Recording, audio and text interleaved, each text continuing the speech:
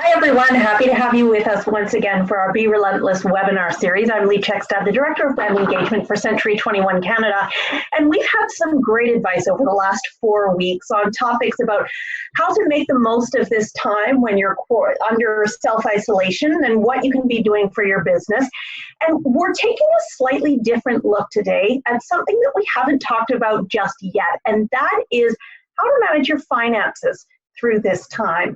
We have Kevin Cochran from the Enriched Academy with us today, and he's here to talk to us about the 7 factors for financial success.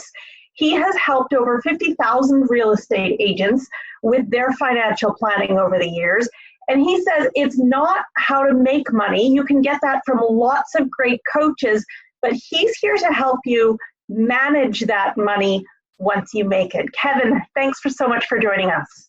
Hey, thanks for the invite. Really happy to be here. And you know what? I think it's a really timely message to get this out to your group, because you take a look at, obviously what's going on in the world right now with COVID-19. That's the number one thing everybody's talking about. But the second thing everybody's talking about is money. And if you take a look at really what's going on in the marketplace, it's crazy. I think that we always knew that a lot of Canadians and, entrepreneurs, including real estate agents, we're a little concerned about money, but what's happened recently has definitely amplified that situation substantially. So thanks for having me on, and we're going to have a really, really great session. Great. Thank you so much. I'll turn it over to you and let you get started. As always, if you have any questions, any of our viewers, you can just type them in on the Facebook channel there on the right-hand side under comments. And once Kevin is done speaking, we will address some of those questions. So Kevin, over to you. Great, thanks again, and everybody. I'm Kevin Cochran. I'm the co-founder of Enriched Academy. Excuse me. Now, what we are is we're actually the largest financial literacy company here in Canada out there. Our goal, actually, originally as a company, we were focused on helping teens and young adults, teaching kids about money, but we've actually evolved to a lot more. A little bit about myself. I'm 43 years old. I just live north of Toronto in a small town called Uxbridge, Ontario. If anybody's ever been here, you realize there's not much to do. I joke around that our pub crawl started at Swish LA because there's really nothing to do other than go to Swish LA in my small town. But I did grow up in Toronto near Fairview Mall, which is one of the bigger malls in the GTA. As a high school student, I want to let you know that I went to a high school called Domino's Collegiate. As a high school student, I wasn't very smart, about a 55% average in school. After finishing high school, I didn't end up going to post-secondary school. I didn't go anywhere because, number one, nobody would accept me as a student after high school. And two, is I didn't know what I wanted to do. So I didn't want to go spend $30,000 finding myself at college or university. So instead, I went into the workforce, went and did a bunch of odd-end jobs, like working at Roots Clothing at Bayview Village and a mechanic, assistant manager at Burger King. And the crazy thing is, 2 years after finishing high school, not only did I not know what I wanted to do, but even worse, I accumulated over $20,000 worth of credit card debt. I bought my first car on a credit card. I joke around that my credit got so bad that someone stole my identity and my credit rating got better. Right? It was like, and that was a good thing. And the challenge is there was no reason for me to be in debt. I was living at home with my mom. I was making about $25,000 a year out of high school, which seemed like all the money in the world coming out of high school, $25,000 a year. And my mom wasn't smart enough to charge me any, rent. So the crazy thing is, I had no overhead whatsoever. All the money I made was disposable income. I could do whatever I want with it, and I managed to spend all that $25,000 plus another $20,000 on my credit card for no reason. And that's my situation. Or you have students, they go to college, university, and they come home and they owe $25,000 in student loans, and they freak out like, "Mom, Dad, what am I going to do?" And most parents are like, you know what? I don't have $25,000 sitting in a bank account. Why don't you live at home with me for a while? And students are living at home longer than ever before. There was a study just done that nearly 50% of parents in Canada still financially support their kids well into their 30s, whether it's paying for their student debt, rent, cell phone, living at home, whatever it may be. And the challenge is when you reach your early 20s, you ask yourself, why didn't anybody teach me about money, right? Because the pain becomes real. And so in my early 20s, I started a company started working with Rich, I started working with Rich at 21, Richard Robbins, who you had as a panelist last week. And I worked with his company, a really large sales training company, which was amazing. But in my early 20s, I actually went out and started speaking to high schools to teach kids about money because I thought, why not go do that, become a better speaker? And I'll never forget speaking to students about money 20 years ago was a disaster. We were putting kids to sleep. I didn't understand why they didn't want to learn about money. But here's the thing, money is such a dry subject that it's hard to connect with people because you can lose people's attention very quickly. But over 10 years, I did over 1,000 events at high schools, got really good at delivering a great presentation to a point where parents were like, you know what? They'd call me up at night saying, I don't know what you did, but my daughter just saw you speak today at school, and she's going to university next year, and she's saving to buy a car. But instead of buying a car after hearing you speak, now what she wants to do when she goes to university, she wants to buy her first investment property instead. She wants to rent the rooms to her friends. They're like, we've never seen anything like it. If you ever have a product, I'll buy it because you seem really good at delivering a message to kids about money. So we actually built a product. It did really well. We actually got on the show Dragon's Den. This was originally what Rich Academy was. We had a 6-week, 6 DVD course that we sold to parents to teach their kids about money. This was the kit that we had right here that we sold, that we went on the show with. I was extremely successful. We had all 5 dragons bid on the company. That only happened 5 times that year. We ended up signing a deal with 2 of the dragons, one Jim Treliving. We're actually proud to say we're the #1 deal he's ever done on the show, which is amazing. We had a 5-year agreement with him. That agreement expired. We decided not to renew the agreements. We still have a great relationship with both, and Bruce Croxton as well, and that's signing the deal with Jim, which is great, and signing the deal with Bruce, which is amazing. But after getting on the show, we realized there was a much bigger market than just kids, because the reason why most kids can't save money is their parents can't save money, and that's it. I realized poverty is passed on. And I look at the real estate industry, which when I worked with Richard Robbins for 8 years, I saw you had such a massive problem because you had real estate agents living on commission advances. You have real estate agents 2 years behind on their taxes. You have real estate agents that, clearly that are going to never retire, that they work into their 70s, they made millions in commission, but no end in sight. And I saw this huge void in real estate. And after working with thousands of real estate agents over my career, we really focused a lot on real estate agents. We have about 3,000 agents that attend our events every year right across the country. I know that a lot of agents are probably listening right now. I've been to our events. I've been working with some great Century 21 owners like the Paul Barons and Joanne Evans for the last 2 decades. Just great people. But what we're going to talk about today is very exciting. Number one is this: we're going to be talking about a few things. I know that there's 3 groups of people listening right now, and we're going to address all 3. There's some people in this listening right now that are in debt, and we're going to talk about that today. There's some people right now that are paycheck to paycheck. They're like, you know what, I'm not falling behind, but I'm not getting ahead. We're going to address you. And some of you guys are saving money right now. You're like, you know what, this slowdown doesn't really affect me. I want to know how to make money in this market. And we're going to address that too, because there's really 3 great opportunities. So number one is this. It's like and I'll backtrack on that a second. It's like a Richard Robbins event. If you go to a Richard Robbins event, not every agent's brand new. Some are brand new, some are middle of the pack, and some run million-dollar teams. Everybody's there to listen to a message and find one idea, and that's what you want to do here today. You're looking for 1 or 2 ideas that can really help you move forward, especially in a market like this. So first things first is this. We're going to talk about the financial service industry. We're going to talk about why they don't have to disclose their fees. Financial service industry is one of the most muddy, non-transparent industries I've ever seen in my entire life. So we're going to talk about that. We're going to talk about, half of Canadians live paycheck to paycheck. One of my favorite questions to ask any audience I speak to, I'll always ask them, I say, let me ask you a question. If your income was to stop today, if you had no more money coming in, how long could you maintain your current lifestyle? Right? And most people look at their watch, like I could last till about 3:30. Right? I said, it's one of the worst places anybody could ever be.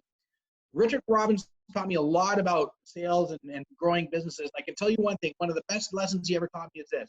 One of the best bullets any salesperson can have in their gun, one of the best assets you can have is money in the bank. Your customers know when you need to make money. You can't hide it. We call it commission breath. Every time you talk, it reeks. And one of the best assets you can have is money in the bank. And unfortunately, a lot of real estate agents don't have that. So we're going to address that. 47% of Canadians aged 55 to 64 have nothing saved for retirement. Nearly half of Canadians have no money saved for retirement. So if you're in that situation right now, I want you to know you're not alone. You can clearly see this is a really big issue. And all it really is that a lack of education, because most people don't know how to do it. And the yearly saving rates for Canadians dropped from 20% in the 80s to under 5% today. We are saving less money than ever before. I will show you this. The average family holding on to credit card debt right now in Canada holds on to $9,500 worth of credit card debt. And I want to show you why that's so bad. This is my credit card statement. I showed this to Leah a little earlier. This is my credit card statement from Royal Bank, and it's $8,900. I paid off my credit card in full this month, so I don't pay any interest. But I want to let you know, there's a Royal Bank Platinum Avion, and it's at 19%.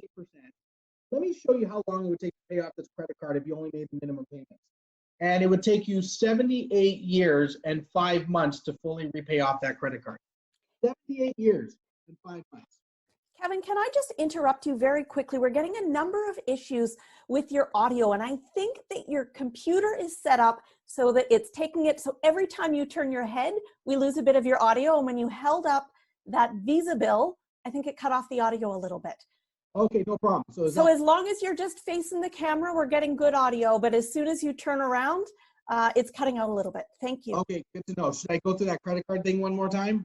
I think we heard it. Okay, perfect. 78 years to pay it off, but thank you. There you go. Perfect. Yeah, so I think at the end of the day, the whole point being is that some people are going to have to go into debt going over the next 2 months. And I want you to know that you're not going to be alone. A lot of Canadians, a lot of real estate agents are going to go through that.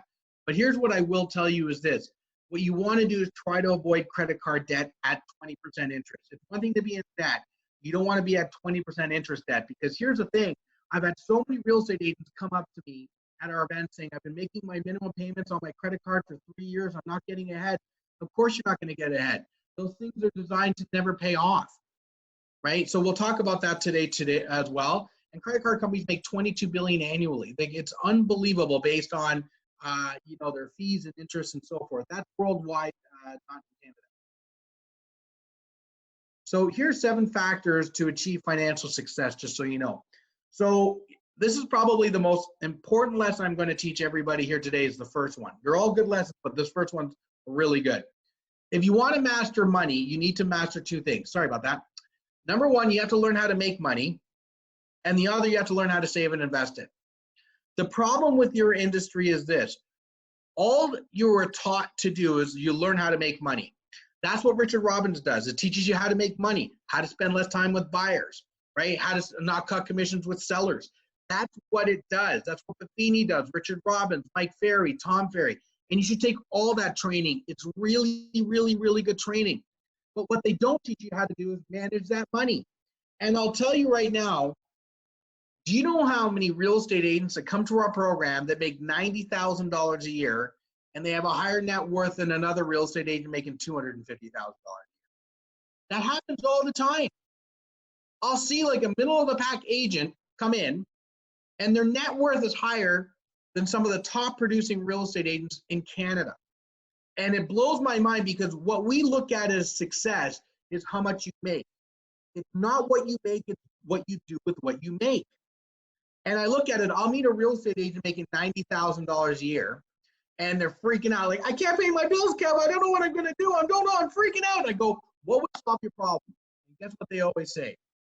If I could only make more money, right? If I made more money, that would be the best thing in the world. I go, if I paid you $250,000 a year, would that make you happy? Like, oh, if I went from 90 to 250,000 a year, that would solve all my problems.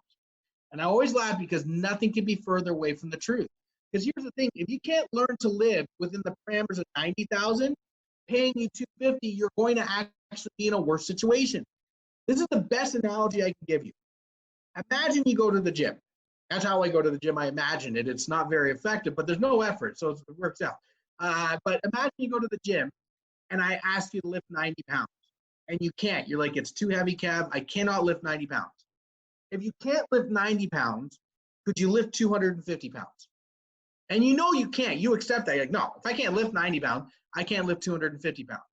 Well, if you can't manage 90,000, you cannot manage 250,000. The foundation to your wealth is broken. And adding more weight to the foundation, you'll end up in a worse situation. And it's critical for you to know that.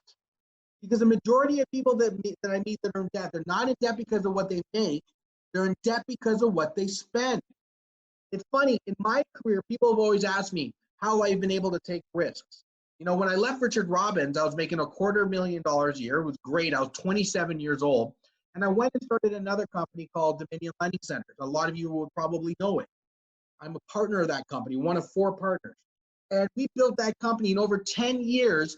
We sold that company a few years ago for just north of $123 million. And people go, man, you get this life-changing, just to be clear, there's 2 majority shareholders, 2 minor, I was one of the minor shareholders, but divide 123 million any way you want, it's a great day.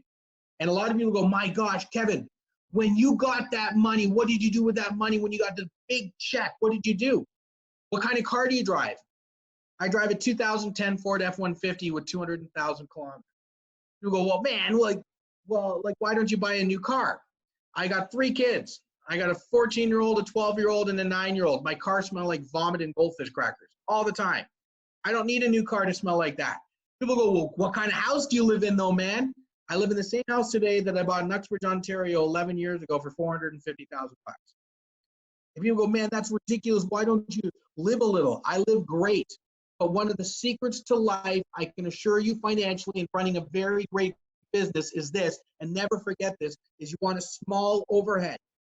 You want a small overhead. You don't want to be burdened down with tons of monthly payments where you're responsible for paying them. I own a ton of real estate. My primary residence is not one of them, right? If that makes sense. And the funny thing is, I'll see real estate agents go to a Richard Robbins event and go, oh my gosh, this is the best thing ever. I got to hire an assistant. I got to put that marketing plan together that I saw Adele Ishmael do from Century 21. That was amazing. But they're like, but I can't afford it. And you see the real estate agent walk to their car and they're driving a 2025 BMW supercharged something or other at $3,000 a month payment, right? You need to take that money and invest it back into your business. Grow that business properly. That's what you need to do. The second thing is this, you need to focus on, that's the first factor. Manage what you have. Don't hope to make more money. That's very, very important. Number 2 is this, you need a power team of advisors. You need to find good people that can manage your money. I want to be clear. We are not financial advisors at Enrich Academy. We do not manage your money. We put plans together for people. We put, financial plans together, but we do not tell you what to buy. And the problem when it comes to financial advisors is that 46% of financial planners don't even have a retirement plan. You have to realize 70% of financial advisors in Canada are not good. 30% are good. You need to know how to identify the good ones to work with. How about this? 49% of fund managers don't even own the funds they manage. They don't even own what they sell you. People are like, well, I go to my mutual fund. Most of them don't even own what they're selling you because the fees are too high. And most people don't even understand how the fees work on that. So we're going to be talking about that. So you got to understand how your financial advisor gets paid. Most people don't know. I hear all the time, oh, I don't pay my financial advisor, the bank does. Well, that's ridiculous. That makes no sense to me whatsoever. Of course you're paying them. That's what you're paid to do. So that leads to step number 3 is how do you control your fees? How do you control your fees? Because here's the problem.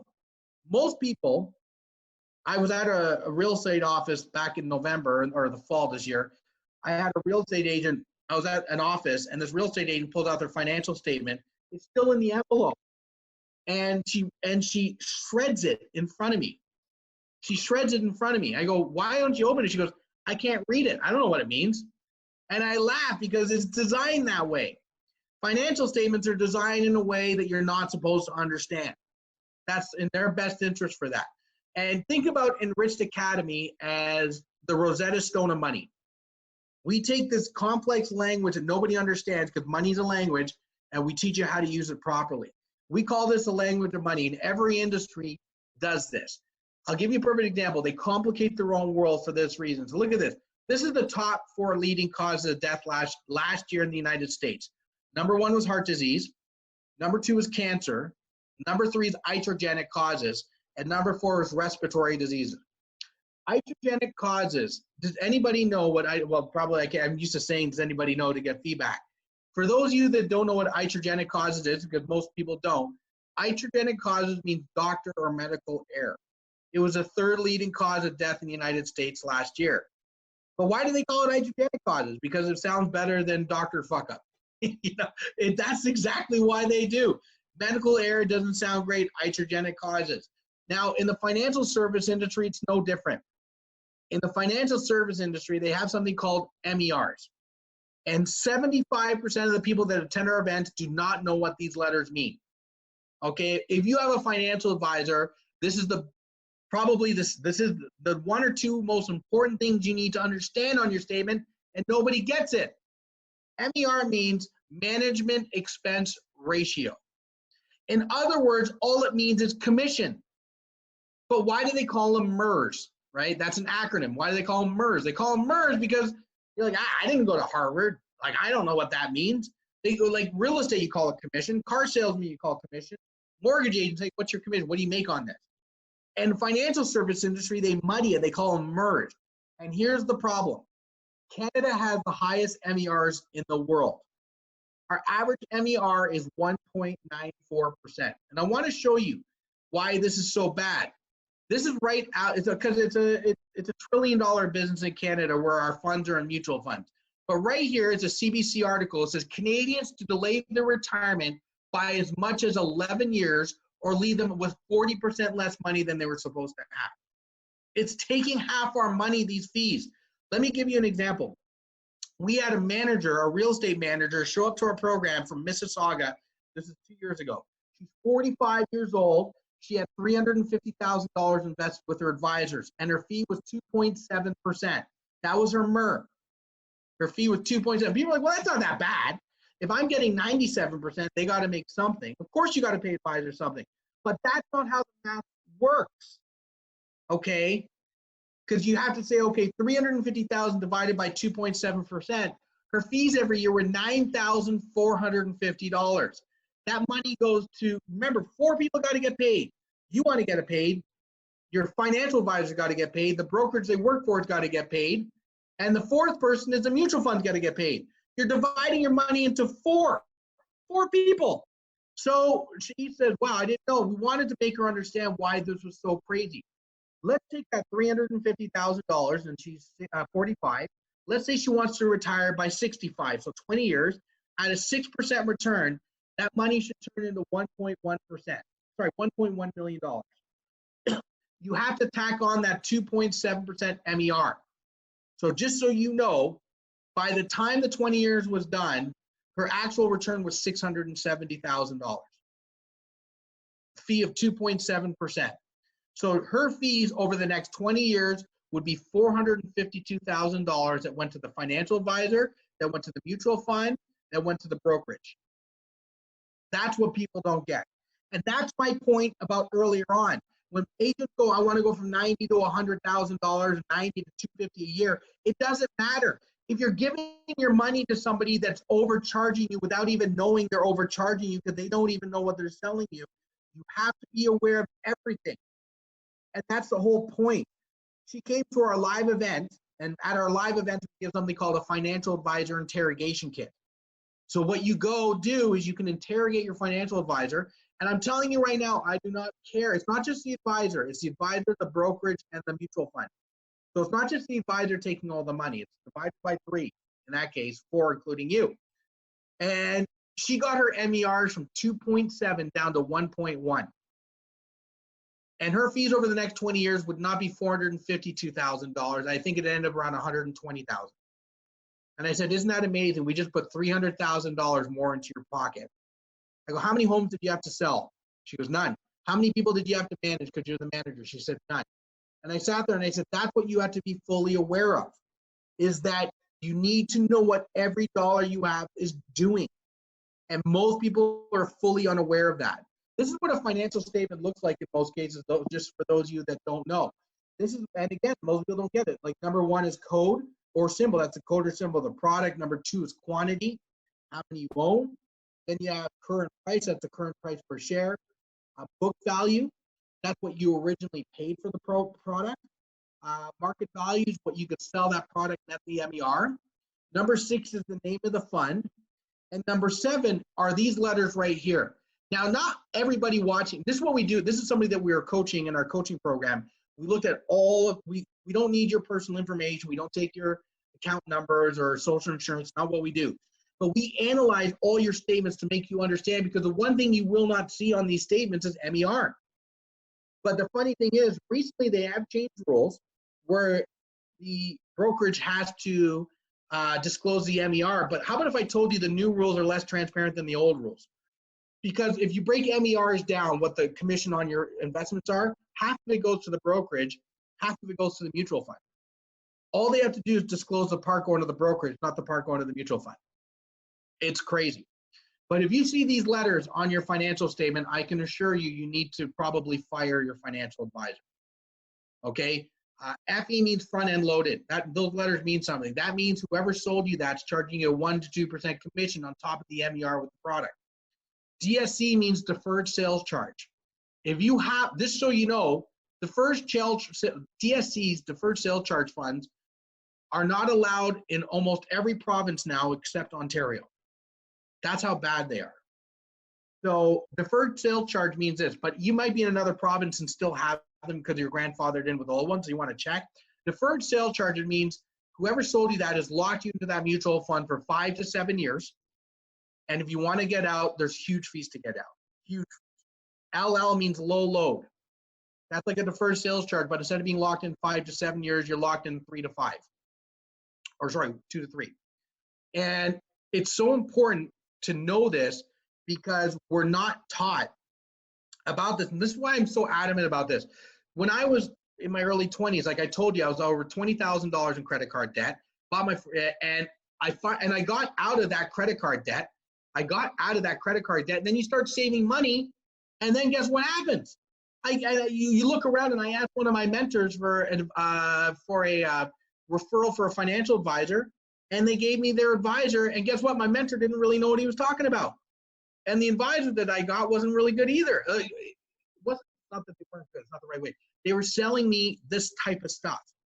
And I gave them $130,000 over 5 years. When I cashed $150,000 over 5 years, when I cashed out, I ended up with $142,000 because all the returns on the investment were eaten up in the fees. And then when I wanted to cash out, I got charged all these fees to pull all my investments out. And so I see it all the time because I don't think my advisor that I had was malicious. I'm still friends with them, right? My mentor, not malicious, still friends with them. But a lot of the case, people just don't know what they're talking about. And they think they're doing good for you, but they really don't. I had a Dominion Lending Center agent from Alberta see this event and said, oh my gosh, Kevin, I saw your program 5 months ago. I finally looked at my financial statements and I looked at it full of deferred sales charges. I didn't know because I just fired my financial advisor. I said, well, you got to do what you got to do. Because guess who my financial advisor is? I said, I don't know. He goes, it's my dad. And I said, what? And he goes, my dad's my insurance broker. And he said, he sells me all the insurance, but his company says to sell this stuff. So he did because he thought it was good. He didn't know what he was selling me. So I don't care if your mom's been using this advisor for 20 years. It's one of your best friends. I remember we had a Century 21 agent show up to my program once, and he had his financial statement. He goes, oh my gosh, he goes, I named my first kid after my advisor and the fees are crazy high. I go, well, I don't think he's not trying to be your friend. I think he's trying to sell you what's great for you. They just don't know. And I just tell you right now, I wish I would have seen me speak 20 years ago because I wouldn't have bought this. Think about this. This is how cool money is. If I would have seen me speak 5 years or 10 years ago or 15 years ago, I would have saved $150,000 invested in the wrong place and $8,000 and all the fees eaten up. And I just taught you that in 5 minutes. That one section, 5 minutes. That's the best part about money, is that, right? And I'm not telling you, it's not just that. You look at life insurance, people should have life insurance. I'm a big believer in it. But you know how many people are sold whole life insurance that shouldn't have whole life insurance? You're paying $600, $300 a month for something you get that's determined because it has a cash surrender value. When something you buy term life insurance at $90 a month versus $300 a month. Whole life makes sense if you have millions of dollars in assets and you're trying to avoid estate taxes when you pass away. That's what I'm trying to get at. But most people don't get that. They're like, no, they told me that it's got cash surrender value. Eventually, the interest is going to pay it off. I'm telling you, I'm not saying whole life is bad for everybody, but for some people, it doesn't make sense to own it. This is so critical. And Leah, you and I were talking about this prior to starting, is you have to focus on passive investments. Warren Buffett, and I'm going to Warren Buffett quote for a bit here, but Warren Buffett said it best, and I want everybody to listen right now what I'm saying because it's critical. Is Warren Buffett said, you will work to the day you die unless if you learn how to make money while you sleep. The average Canadian that retires with over $1 million has 3 streams of income coming in. 3. So that could be investment properties, that could be dividend paying stocks, that could be investing in first and second mortgages. You got to find a way to create 3 income streams.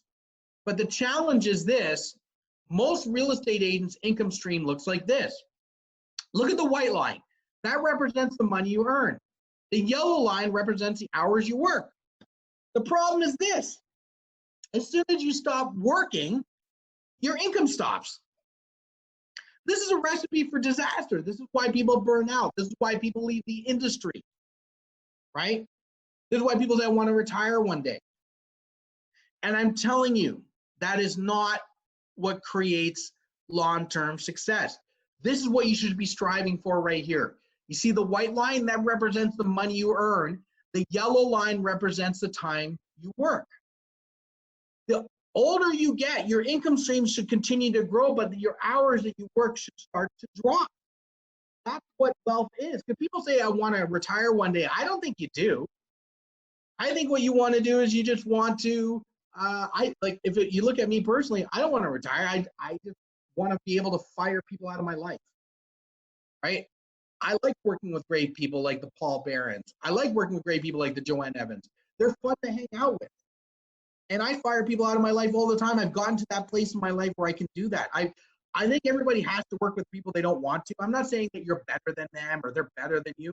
Just sometimes personalities clash.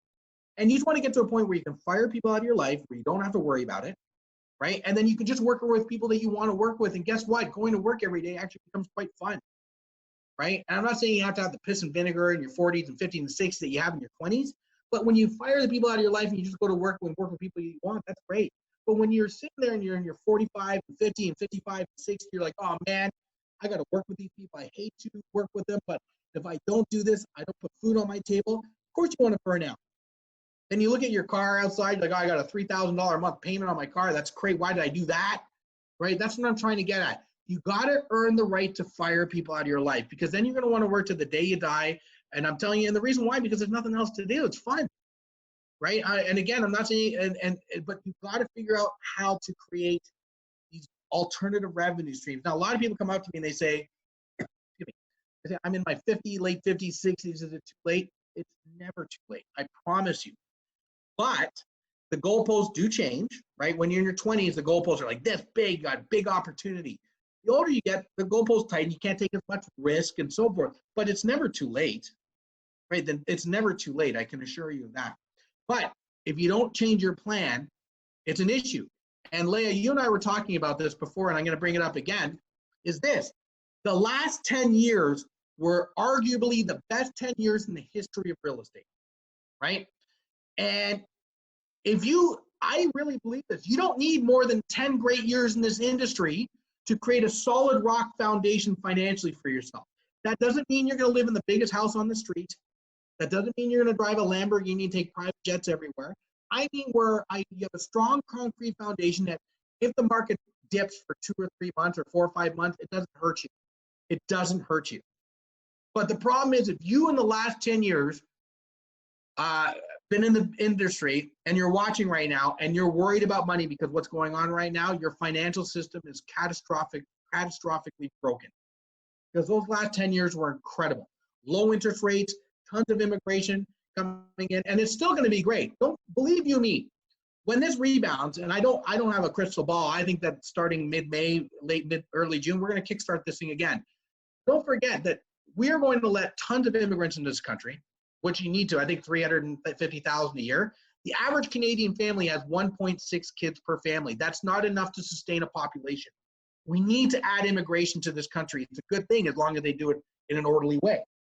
So growth is always going to be there. Don't worry about that, right? But if you, in the last 10 years, did not figure out how to manage this type of marketplace where it's a little bit of a hiccup, then you need to reevaluate the plan immediately. Immediately. The next step is this, because the time, okay, I'm doing good, is that you got to understand the difference between good debt and bad debt. It's okay to go into debt. What's good debt? Coaching programs, mortgages for investment properties. That's good debt. Bad debt is stuff that you're buying that drops in value. So I'll give you a perfect example of bad debt. And I know, Leah, Leah, you can shake your head if you can hear me? Okay, Leah, I'm going to ask you a question. You can say yes or no to this question. Leah, if I asked you, I had a stock, and this stock is at $100 a share right now. It's amazing. And I promise you, if you buy it right now, this stock is going to drop by 30% right away. It's never going to go back up again. So as soon as you buy the stock at $100, it's going to drop 30% and continue to drop forever. Would you buy a stock that you knew that was guaranteed to lose 30% right off the bat? Of course you would. Why would you do that, right? Well, guess what buying a brand new car is? Is that. As soon as you buy a brand new car, you're giving away 30% of your money. We know it. We keep doing it over and over and over again. A car is always losing value, but that first year is everything. Right? By year 5, the average car has lost 50 to 70% of its value, but up to 30% of that is in the first year. Look at this. This is a brand new Ford Fusion. You can buy it for $27,738. Brand new. You can buy the exact same car in London, Ontario right now. That's a year old. Same model, same features. The only difference, it's a year old with 10,000 kilometers. And the car's $17,995. You're saving 30% of the value by buying it 1 year old. People go, what about the smell? You forget about the new car smell. You can buy new car scent at Esso or Petro Canada for $3. Sniff away, put it in every room of your house if that's what you want. But honestly, buy your cars used. People go, well, we can, write stuff off. What about writing? We, at our main program, we go through this. We go, is it better to buy a car brand new? Is it better to lease it? Or is it better to buy it used? And the tax write-offs on a used car are not as attractive as a used. The tax write-off on a used car are not as attractive as others, like buying it leased or buying it new. But here's what I will tell you is that you'll make your savings on the back end for sure. But this is what I did read in a magazine. I can't quote it from where, but do you know that you're allowed to keep a car for more than 4 years? Most real estate agents don't know that. You're allowed to keep a car for more than 4. I didn't know that. And here's the thing is that we'll pay your car off, and then we're like, oh, no car payments. And then we'll be like, wait a minute. A few months later, do we need new tires on this car? How much are new tires? Well, that's $700. $700? Oh man, it's time for a new car. New cars have new tires, right? And I'll tell you, like my pickup truck that I talk about all the time, that was $700 a month that I had to pay it off. And then that's going towards a depreciating asset. As soon as it was done, I could take that $700 and put it towards appreciating assets, like investment property, like dividend-paying stocks, like whatever. That's my point. But the problem is it's one thing to buy a car, but you should try to keep your car for 9 to 10 years. And people are like, wait a minute, I got to drive around with my customers. Guys, I grew a $100 million company, not just me, the whole team did, but I played a key part in growing a $100 million company in a 2010 Ford F-150 pickup. Okay? So it's nonsense what you're telling me. You want to keep that car as long as you can. Take that asset, take that money. And people, what about repairs? I just put a new rad on my truck. It needed a radiator, right? $900. I've put a repair on that truck, and I don't want to jinx it, knock on wood, since last summer. And I think that was something like $500. So you look at it and go, yeah, there's repairs, more than I would otherwise, but it doesn't equal $9,000 a year in car payments. Number 6 is this: you need a written plan and system. More than 2/3 of Canadians worry a lot about money, but 69% don't have a plan. That's why they worry a lot about money. People all the time come up to me, they're like, what would you do? Should I buy this stock? Should I buy this? I go, well, let me ask you a question. What's your net worth? What are you worth within $5,000? Can you tell me? They're like, I don't know. I go, how much money do you need to save? At what percentage return to retire? You need $1 million at 6% return. That's 60,000 years. Is that good enough? They're like, I don't know. I go, look at a GPS. A GPS works because it needs 2 pieces of information. Number 1, it needs to know where you are, and it needs to know where you want to go. And then it auto calculates the best way to get there and the quickest way to get there. But if you don't know what you're worth financially right now, and you don't know what you need to have saved in the bank at what kind of return investments, then you know what? There's no way you can calculate what investment vehicles you need, what to invest in and what not to. Like right now, I love real estate. I love buying real estate at 70% of my portfolio. But you look at stocks right now, stocks are 30 to 50% off. What an unbelievable opportunity. And again, I'm not an advisor, I'm not telling you what to buy, but right now, you can go out there and you can borrow against your own home at 3%, right? So every 10,000 bucks costs you what, at a home equity line of credit, roughly $300 a year, 25 bucks a month. You can buy Air Canada, that's at $19 to 50 bucks in the middle of February. Budweiser, that's on sale. Again, I'm not saying buy it. I'm saying this is a great opportunity to start building a plan and filling in the gap where you are, where you want to go, because you can buy stuff on sale right now. I'm not telling you what to buy. You got to figure that out for yourself with a professional. But 6 to 10 illnesses are directly caused by financial stress, right? How about this? 47% of divorces are caused by marriage.